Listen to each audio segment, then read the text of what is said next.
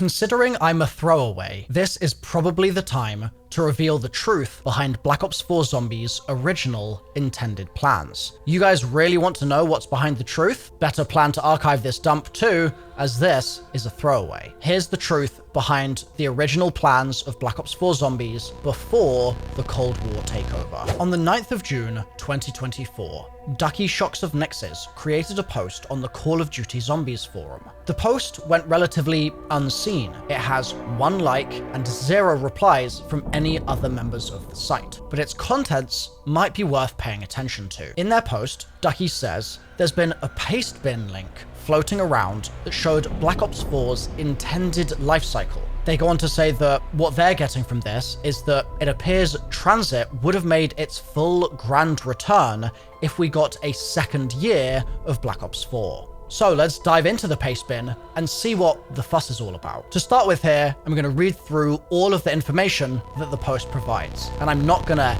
edit the information at all, so take it as their words, not mine. Originally, there were meant to be 2 Black Ops passes, with 4 total free maps attached to each of them. The first Black Ops pass was Chaos, with Alpha Omega and Tag der Toten being free maps attached to begin with. The second Black Ops pass would have been the Aether pass, with 2 free Chaos maps attached. Black Ops Pass 1 contained Dead of the Night, Ancient Evil, Alpha Omega for free, Tag der Toten for free, ZM Blue, and an unreleased scrapped Chaos map number 4. Black Ops Pass 2 contains Green Run, Great Leap Forward, unreleased scrapped Chaos map number 5, which was going to be free, unreleased scrapped Chaos map number 6, which would also be free, Resolution 1295, and The Great War. There was never a Zombies Chronicles 2 of the said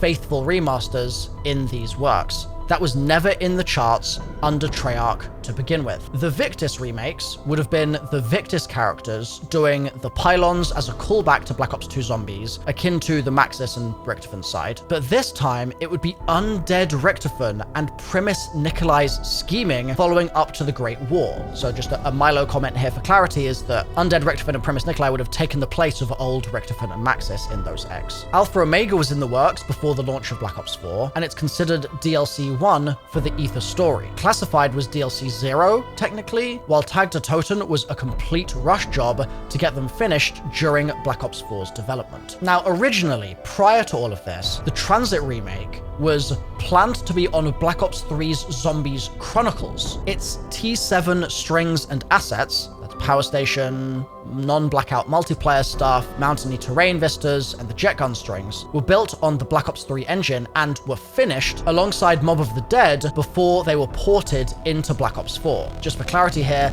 T7 is Treyarch 7, its internal string naming convention. It's just referring to which game they're attached to, T6, T7, T8, etc. Die Rise and Buried were pretty much barely finished, but the Ghost Town was made only for Blackout, since there is model files for ZM Buried's map on Black Ops 4 in the files. Mob of the Dead and Transit were the 2 completed maps, and originally planned to be part of Zombies Chronicles, like they said, but were skipped due to Zombies Chronicles' primary focus on the main crew. This is also why Call of the Dead was skipped for Chronicles, because they skipped out on celebrities and those extra voice actors, which explains why Mob of the Dead was formed into Blood of the Dead, and Transit was finished, but then was ported into Black Ops 4 as its assets were finished. It's all down to paying for the voice actors who reprise their roles into their respective maps. As for Chaos, in early 2017, before the name Aether was sprung upon in Black Ops 4, the Chaos maps had codenames when the maps were in development. Voyage of Despair was DLC 0 Titanic, and Dead of the Night was DLC 1 Mansion. Morocco and Russia were ultimately scrapped completely when Voyage and Dead of the Night were in the works. It's clear that Chaos was more into mythical stories compared to the earlier Zombies storyline ideas. Grief was planned for Black Ops 4, and possible reasons for that were due to technical issues which were rumored, but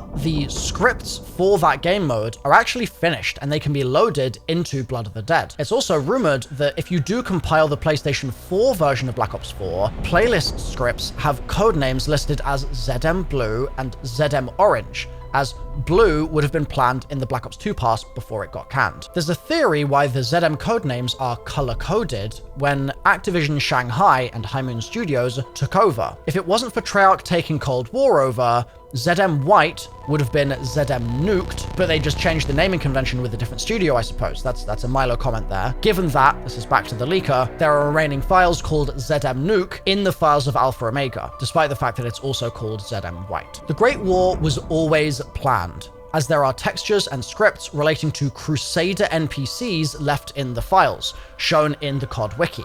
It was planned as the grand finale to the Aether story, but more details will be added on down the rabbit hole. As far as the Chaos story goes, the Chaos story would have ended with this reveal in regards to Scarlet, her family, and Alistair, Scarlet's father. It would be implied that Scarlet wasn't a human and was probably actually a mythical being, and continuing the Chaos story therefore doesn't even work due to its character narrative. Now, this is another Milo comment. We've got to address that, obviously. I'll come back to that later. Back to the leaker. Alpha Omega and Tag der Toten were originally supposed to have full-fledged CG cutscenes which would play in the game. Many said both maps got 2D art cutscenes, as we saw, due to budget cuts, but that was never the case. The reality is that Alpha Omega and Tag der Toten's scripts were written under a short notice of what was originally planned. Alpha Omega's outro seems to have bone structures of earlier scripts, but anything beyond was compromised. Victis was not meant to appear in Tag der Toten, as the entire narrative of the maps, as originally conceived, was changed. Alpha Omega had a ton of Victis elements that were thrown in the map, such as Rustman radios, Marlton in the door, TED, Elemental Raygun Mark IIs, the Avogadro, etc., as it wasn't planned to be the way it turned out. Plus, to add to this, the round change and game over music you hear in Alpha Omega was literally meant to be for Transit. The Black Ops Pass 2 would contain the 3 Victis remakes and the Great War, as previously mentioned, with the addition of those 2 free Chaos maps. Many theorized that Transit would have released between Alpha and Tag, which makes absolutely no sense whatsoever. They would have released Transit earlier, as it would have been more finished and ready than Tag from a development standpoint.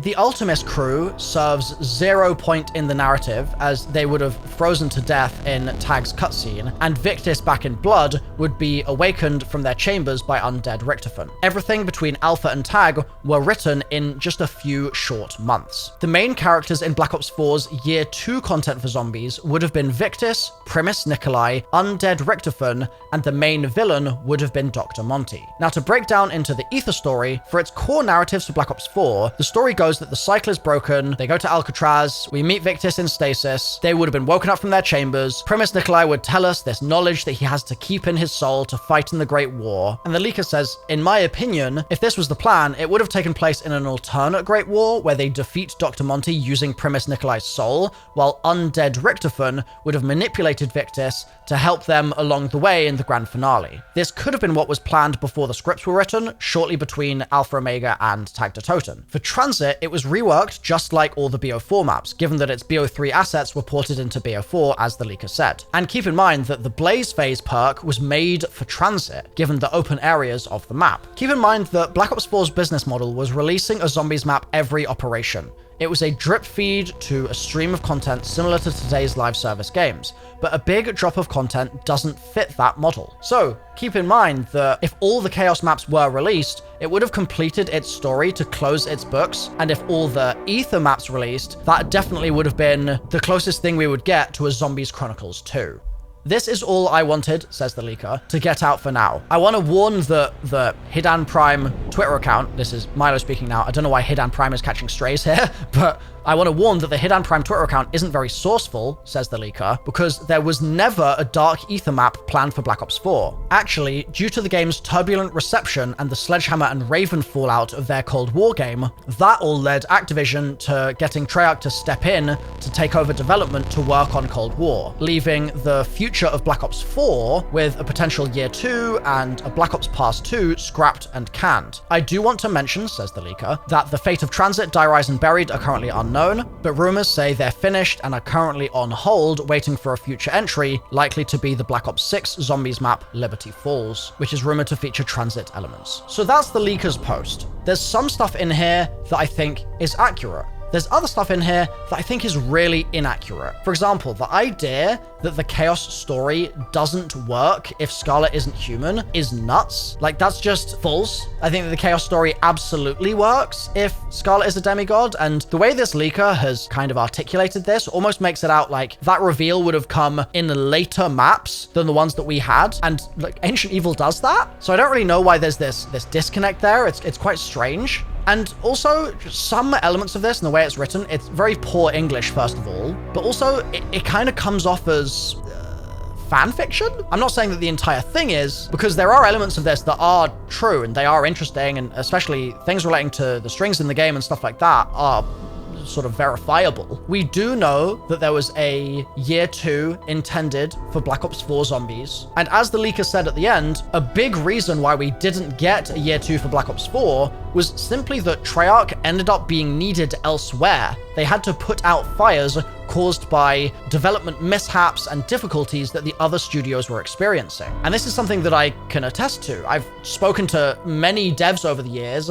including Jason Blundell himself, actually, who have said that Treyarch were always known really to be especially good at getting things over the line. I think this was actually something that Jason himself felt quite proud of in his work output. He always felt like he was really good at taking a project that was kind of having some difficulties and ensuring that it still hit that absolutely essential Call of Duty release date that comes along every single year. Now, in terms of what some of these unreleased maps would have been, well, it's long been rumored and kind of confirmed and semi-confirmed that one of the unreleased Chaos maps would have actually been an Atlantis map. And that's something that I really hope ends up repurposed into something in the future, because we deserve Atlantis at this point. And also the fact that there's the idea of a Great War map in here is pretty crazy. I have not previously heard about the Crusader NPCs left in the files. That's something that I'd love to know more about. But for now, I want to leave it down to you guys. How much of this do you believe? How much of it do you think is bogus, kind of made up fan fiction, hopeful stuff rather than cold hard facts? There's definitely some truth in it, but I want to absolutely